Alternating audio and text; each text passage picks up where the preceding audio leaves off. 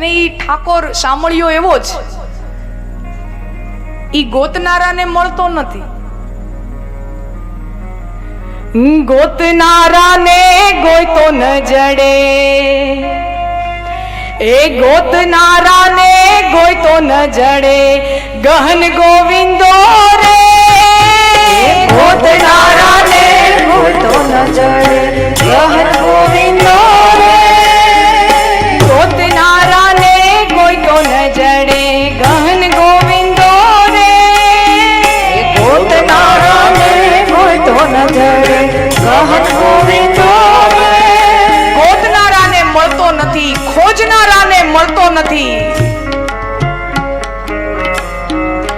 ઓછા પુણ્ય હશે દેવકીના, જન્મ જન્માંતરોની તપસ્યા, જન્મ જન્માંતરોના વ્રત, જન્મ જન્માંતરોની સાધના, અને એના ફળશ્રુતિ રૂપે માં દેવકીને ત્યાં પરબ્રહ્મ પરમાત્મા અવતાર ધારણ કરે. શું દેવકી માના ઓછા ભાગ્ય હશે? એનું ઓછું તપ હશે, ઓછી સાધના હશે? પણ એમને ત્યાં દીકરાનો જન્મ થાય, ભગવાન એમને ત્યાં દીકરો બનીને આવે. પળ બે પળ માટે દેવકી માને પોતાના દીકરાના દર્શન થાય, બ્રહ્મનું દર્શન થાય, અને પછી બ્રહ્મથી વિખૂટું થઈ જવું પડે. અને ઓલી બાજુ યશોદા માને એમને એમ સૂતા સૂતા મળી જાય. એની લીલા જુઓ, એમને એમ સૂતા સૂતા મળી જાય.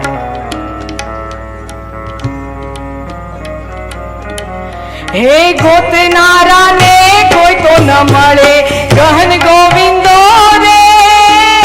ગોતનારાને કોઈ તો ન મળે, ગહન ગોવિંદો રે. ગોતનારાને મળતો નથી, ખોજનારાને મળતો નથી, ખોવાઈ જનારાને મળે છે. હે ગોતનારાને કોઈ તો ન જડે, ગહન ગોવિંદો રે. ગોતનારાને કોઈ તો ન મળે, ગહન ગોવિંદો રે. હરિ ભક્તોને હાથ વગો છે, હરિ ભક્તોને હાથ વગો. ઈ પ્રેમ પર ખંડો રે. મોજ મારે હું, મોજ મારે હું, મોજ મારે હું રે. મોજ મારે હું, મોજ મારે હું, મોજ મારે હું રે. અગમ ગોચર અલગણીની, અગમ ગોચર અલગણીની મોજ મારે હું રે. મોજ મારે હું, મોજ મારે હું, મોજ મારે હું રે. મોજ મારે હું, મોજ મારે હું, મોજ મારે હું રે. એ ધૂપ દીવો શું દેવને દેવો, ઓ શું દેવને દેવો. ધૂપ ને દીવો ઈ દેવને શું દેવો? બધાયની આસ્થા હોય કે આપણે પ્રભુને કાંઈ અર્પણ કરીએ. બધાયના ઘરોમાં, બધાયની ઓફિસમાં અખંડ અખંડ દીવડાઓ થતા હોય, અખંડ અખંડ જાપ થતા હોય. ધૂપ ને દીવો ઈ દેવને શું દેવો? એને આપણે દઈએ તો શું પહોંચતો હશે? ધૂપ ને દીવો દેવને શું દેવો? અને આ દેવ એવો છે, આ ગોવિંદ એવો છે કે એનું નામ સ્મરણ કરીએ એટલે ચાર બાબતો અચૂક યાદ આવે. આ ચાર બાબતો કૃષ્ણ ભગવાન સાથે એવી એકમેક જોડાઈ ગઈ છે કે ઈ ચાર વગર કૃષ્ણની કલ્પના ન થાય, અને કૃષ્ણ વગર ઈ ચારની કલ્પના ન થાય. એક, કૃષ્ણ ભગવાનના મુકુટ ઉપર ખોસેલું મોરપીંછ. બીજી, એના કેડે ખોસેલી બાંસુરી. ત્રીજી, પ્રેમ સ્વરૂપા રાધાજી. અને ચોથા, ગૌ માતા. આના વગર કૃષ્ણ ભગવાનની કલ્પના કરવી શક્ય નથી. તમે કૃષ્ણ ભગવાનનું નામ લ્યો, આંખ મીચીને નામ યાદ કરો એટલે કૃષ્ણનું નામ લો એટલે માથામાં મોરપીંછ દેખાય, એના કેડે વાંસળી દેખાય, બાજુમાં રાધાજી ઊભા દેખાય, અને પાછળ ગૌ માતા હોય. એ ચિત્ર આપણા નજરમાં ઉપસી આવે. ધૂપ દીવો શું દેવને દેવો? કવિ કહે કે ધૂપ ને દીવાની એને કાંઈ જરૂર નથી, પણ જો જે પ્રવૃત્તિ કૃષ્ણને વહાલી છે, જે પ્રવૃત્તિ કૃષ્ણને વહાલી છે, ઈ પ્રવૃત્તિ જો તમે કરો તો તમે કૃષ્ણને વહાલા લાગો. જે પ્રવૃત્તિ કૃષ્ણને વહાલી છે ઈ પ્રવૃત્તિમાં જો જોડાઓ તો તમે કૃષ્ણને વહાલા લાગો. અને કૃષ્ણ ભગવાન ગૌ સેવામાં જોડાયા છે, ગાયોની સેવામાં. બીજા બધા અવતારો કર્યા છે, તમે વિચાર કરો. આ અવતાર નોખો છે, અનોખો છે. પ્રભુએ ગોપાલક તરીકે અહીંયા અવતાર લીધો છે. અને અવતાર લીધો એટલે સૌથી પહેલું કામ ગાયોની સેવાનું કર્યું, પછી બીજી બધી લીલાઓ પછી થઈ. રૂકમણીજીનું હરણ, અર્જુનને ગીતા સંભળાવવાની હોય, ધર્મની સંસ્થાપના કરવાની હોય, શિશુપાલનો વધ કરવાનો હોય, જરાસંધને મરાવવાનો હોય. આ જેટલી પણ લીલાઓ કરી તો બહુ પાછળથી આવે છે. પણ સૌથી પહેલા જે કામ કરે છે ઈ ગૌ સેવાનું કરે છે. અને આપણે સૌ વૈષ્ણવો, આપણે સૌ કૃષ્ણ ભક્તો, આપણે સૌ ગોવિંદના ભક્તો રામનું નામ લ્યો અને રામના કામ ન કરો તો રામ રાજી ન થાય. આપણે રામનું નામ લઈએ અને રામના કામ ન કરીએ તો એમાં ઈ રામ રાજી ન થાય. અને આ ગૌશાળા છે ને એ કૃષ્ણ ભગવાનનું રેસિડેન્શિયલ એડ્રેસ છે. આપણે કૃષ્ણ ભગવાનના મંદિરે જઈએ ને તો એ મંદિર કૃષ્ણ ભગવાનનું ઓફિશિયલ એડ્રેસ છે, એનું ઓફિસ છે. મંદિર કૃષ્ણ મંદિર કૃષ્ણ ભગવાનનું ઓફિસનું એડ્રેસ છે. અને ગૌશાળા ભગવાનનું રેસિડેન્શિયલ એડ્રેસ છે. ઓફિસમાં છે ને કોઈને કામ પડે ને ત્યારે આપણે બોલાવીએ, કોઈનું આપણને કામ પડે ત્યારે આપણે એને ઓફિસમાં બોલાવીએ. પણ એમને કોઈ કામ વગર કોઈને હેત માટે, પ્રેમ માટે, અહેતુક પ્રેમ વરસાવવા માટે આપણે કોઈની સાથે મિલન કરવું હોય, મળવું હોય તો આપણે એને ઘરે જમવા બોલાવીએ. કામ પડે તો આપણે ઓફિસ, અને આપણે જઈએ છીએ ને આપણને ભગવાનનું કામ પડે તો ભગવાનની ઓફિસે આપણે પહોંચી જ જઈએ છીએ. દાન પેટીમાં 10 રૂપિયા નાખો, મારી સાસુની આમ તબિયત આમ થઈ જાય, કાં પછી હાવ જાય. હા, એવી થતી હોય પ્રાર્થનાઓ તો બધી થાય. અમારા દીકરાનો 10મામાં બોર્ડમાં આટલા ટકા આવી જાય, અમારી દીકરીનું સગપણ થઈ જાય, આમ થઈ જાય ને એમ 10 રૂપિયાની નોટ નાખીને આપણે 5 કામ સોંપીને આવી, 2 રૂપિયાનું એક કામ પડે. હા, 2 રૂપિયાનું એક કામ પડે. એટલે આપણને જ્યારે જ્યારે કામ પડે ત્યારે ભગવાનની ઓફિસમાં જઈએ અને ભગવાન પોતાની ઓફિસમાં બોલાવે. એને આપણું કાંઈક કામ હોય તો એ આપણને એના ઓફિસે બોલાવે. પણ એને જ્યારે અહેતુક આપણા ઉપર પ્રેમ વરસાવવો હોય ને ત્યારે આપણને એની ગૌશાળામાં બોલાવે. આપણને એની ગૌશાળામાં બોલાવે.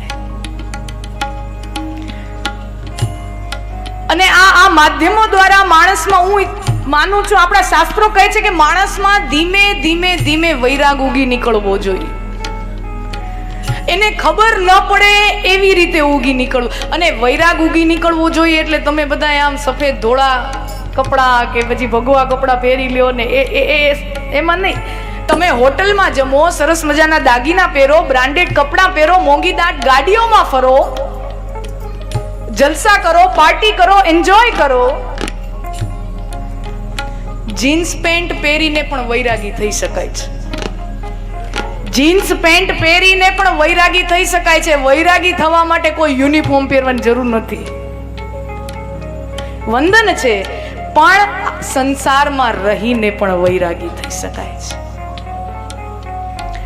કેટલું બધું છે આપણી પાસે, કેટલું બધું છે આપણી પાસે, ને આમ નજર નાખીએ તો કેટલી અસમાનતા છે, બીજે કેટલું ઓછું છે.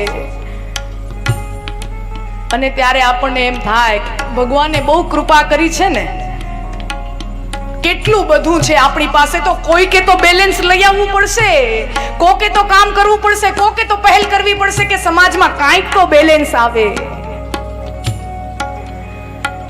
અને તમને અંદરથી એમ થાય કે પરમાત્માએ મારા ઉપર કૃપા કરી છે, અને મનમાં એમ થાય, અહીંયા આ કથાના માધ્યમથી જેટલા યુવાનો બેઠા છે, મારે એમને ખાસ કહેવું છે, વડીલો તો કરે જ છે, પણ કથાના માધ્યમમાં જેટલા પણ યુવાનો, મને આનંદ થાય કે યુવાનો હવે કથાના માધ્યમોમાં જોડાતા જાય છે, મુખ્ય પ્રવાહો સાથે જોડાતા જાય છે, અને ત્યારે મને આનંદ થાય, અને ત્યારે હું એમને કહું કે તમારા મનમાં એવો ઉભરો આવે ને કે કોઈ તમને એમ જગ્યા પાત્રતા દેખાય કે અહીંયા મારું દાન ફળશે, અહીંયા આ બહુ જરૂરી છે ને અહીંયા આપ્યું લેખે લાગશે, તમારા મનમાં એવો ઉભરો આવે, એવો ભાવ આવે ને, ત્યાં તમે ઢોળાઈ જજો, ત્યાં તમે આપી દેજો. મા બાપને પૂછવાની રાહ પણ જોતા નહીં. હા, મા બાપને પૂછવાની રાહ પણ જોતા નહીં. હા, પછી ક્યાંક મોટું તમારે કાંઈક કરવું હોય તો પછી સલાહ જરૂર લેવી વડીલોની. બાકી મા બાપ જ કંજૂસ શેઠિયા હોય ને બધું દબાવીને બેહવા વાળા હોય તો પછી એને પૂછવાની રાહ ન જોવાય. અને હું તો ત્યાં સુધી કહું કે ચાલો, કદાચ તમે એ સ્થિતિમાં ન હો કે ક્યાંય તમે કાંઈ આપી શકો, પરમારથ કરી શકો, કદાચ તમને તમારા ઘર પરિવારના છેડા મેળવવામાં તમારું આખું જીવન વીતતું હોય, અને એવી તમારી પરિસ્થિતિ હોય, ઘણાના ઘરોમાં એવી સ્થિતિ પણ હોય, તો એવી સ્થિતિ હોય તો પણ મનમાં એવી વૃત્તિ તો રાખજો, એવો ભાવ તો રાખજો કે અત્યારે મારી પાસે ભલે કાંઈ ન હોય, પણ ભગવાને જો મને કાંઈક આપ્યું હોત ને તો હું કેટલું દઈ દેત, હું કેટલું આપી દેત, એવો મનમાં એવો ભાવ, એવી વૃત્તિ. એ ધૂપ દીવો શું દેવને દેવો, દિલ દઈ દેવું રે. ધૂપ દીવો શું દેવને દેવો, દિલ દઈ દેવો રે. ધૂપ ને દીવો ઈ દેવને શું દેવો? ઘણાયના ઘરોમાં, ઘણાયના ઓફિસોમાં અખંડ દીવાઓ થતા હોય, અને એને શ્રદ્ધાથી નમન છે, આદરથી નમન છે, પ્રેમથી ભક્તિથી નમન છે. પણ ઈ અખંડ દીવડો 24 કલાક 365 દિવસ ઈ અખંડ જ્યોત જગાવવા માટે જેટલું તેલ કે ઘી રેડાય, એટલું તેલ કે ઘી તમારા ઘરે કામ કરવા આવતા કામવાળાના છોકરાના પેટમાં રેડાય, એમાં ઈ રાજી થાય.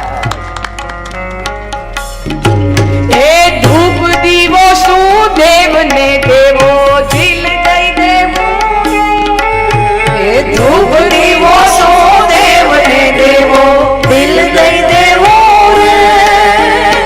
અગમ ગોચર અલગ ધણીની, અગમ ગોચર અલગ ધણીની, ખોજ મારે વો રે રે રે રે. મોજ મારે હું, મોજ મારે હું, મોજ મારે હું રે.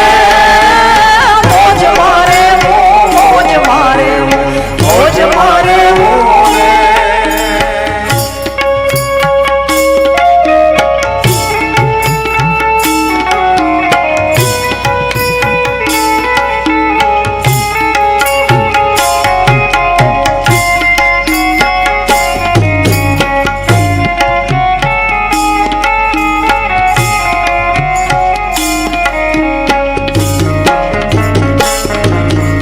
કામ કરે એની કોઠીએ કોઈ દી ખૂટે ન દાણા રે.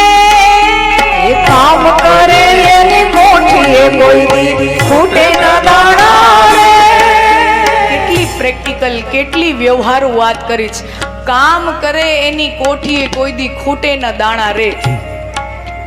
જેની કામની દાનત હોય ને, જેને પોતાના કાંડાના બળમાં વિશ્વાસ હોય ને, એની કોઠીએ દાણા ઈ ગોવિંદ ક્યારેય ખૂટવા દેતો નથી. હા, બાકી આપણા હાડકામાં જ નકામાઈ ભરી હોય, આપણા હાડકામાં જ આળસ અને આપણા હાડકામાં જ નકામાઈ કરી હોય, ભરી હોય, તો એમાં ઈ ગોવિંદનો વાંક નથી, ગોવિંદનો ગુનો નથી. હે કામ કરે એની કોઠીએ કોઈ દી ખૂટે ન દાણા રે. કામ કરે એની કોઠીએ કોઈ દી ખૂટે ન દાણા રે. હે રામ કૃપા એને રોજ દિવાળી રંગના ટાણા રે.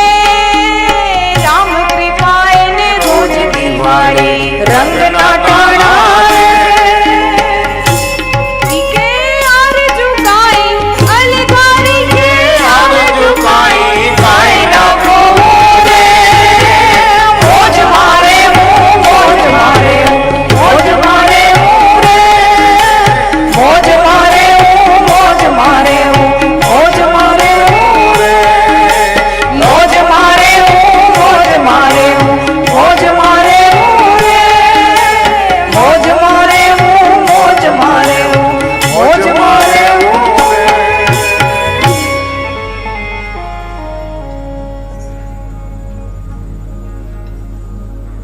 મોજમાં રહેવું પણ અગમ અગોચર અલખ ધણીની ખોજમાં રહેવું. अगर ये वीडियो आपको पसंद आए तो लाइक करें और शेयर करना मत भूलिए और बेल आइकॉन पर क्लिक करना मत भूलिए लेटेस्ट वीडियो सबसे पहले पाने के लिए.